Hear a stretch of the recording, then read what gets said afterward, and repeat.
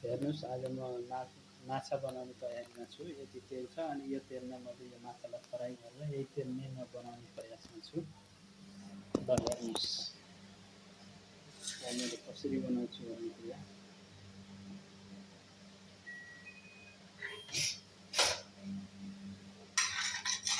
मैले सुरु गरौँ है माछा फ्राई गर्ने। मैले यही तेलमा चाहिँ फ्राई गरेर यही तेलमा चाहिँ माछा यति तेल छ। माछा बनाउने तयारी है त। त्यसपछि माछा चाहिँ फ्राई गरेर बनाउँछु।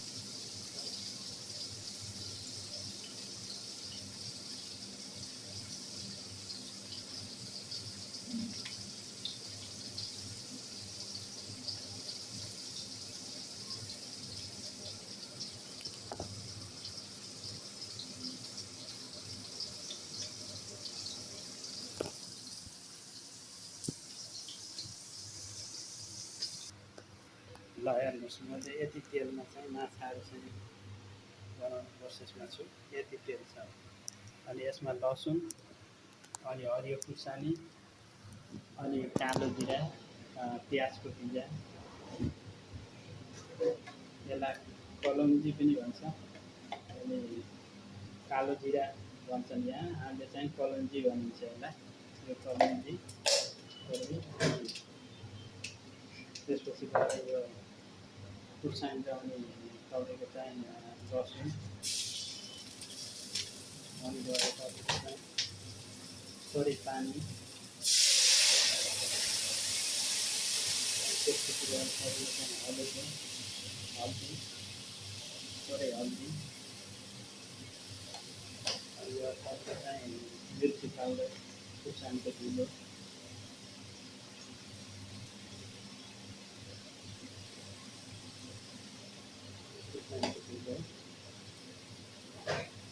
अनि गएर तपाईँको चाहिँ स्वादअनुसार नुन अनि गएर तपाईँको चाहिँ यसलाई चाहिँ जिरा पाउडर यति राख्नुपर्छ। यति राख्नुपर्छ जिरा पाउडर। अनि गएर चाहिँ धनियाँ पाउडर पनि यति नै राख्नुपर्ने हुन्छ। यो राखिसकेपछि यसलाई चाहिँ यसो पकाउने थोरै चाहिँ पकाउने। अनि यो पाकिसकेपछि हल्का चाहिँ तेल छोडेपछि पानी राखिदिनु।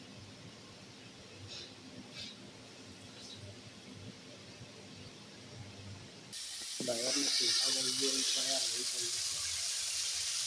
हेर्नुहोस् यो तयार भइसकेको छ। यसमा पानी राखिदिन्छु।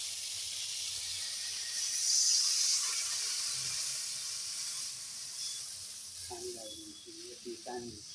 अब यो फ्राई गरेको माछा राखिदिन्छु।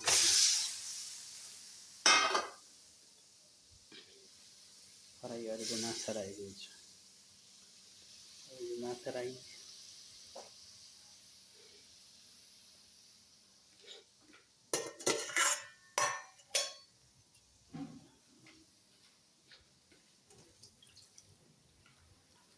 पनि पानी राखिदियो। त्यसपछि गएर तपाईँको चाहिँ यो आलु उबालेको छ, यसलाई पनि मैले चाहिँ यसमा राखिदिन्छु।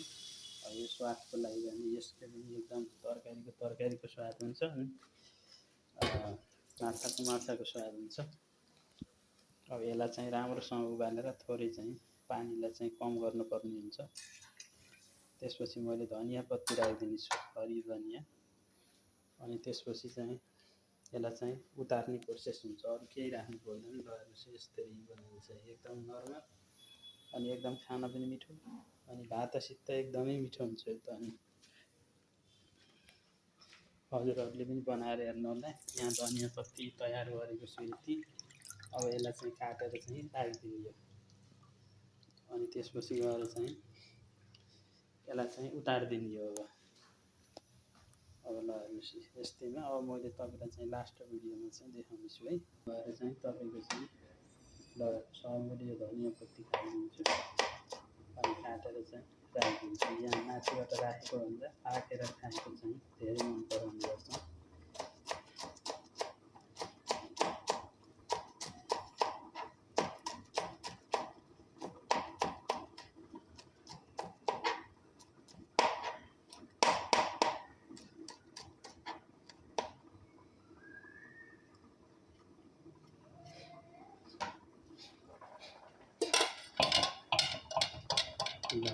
धनियाँ पत्तीलाई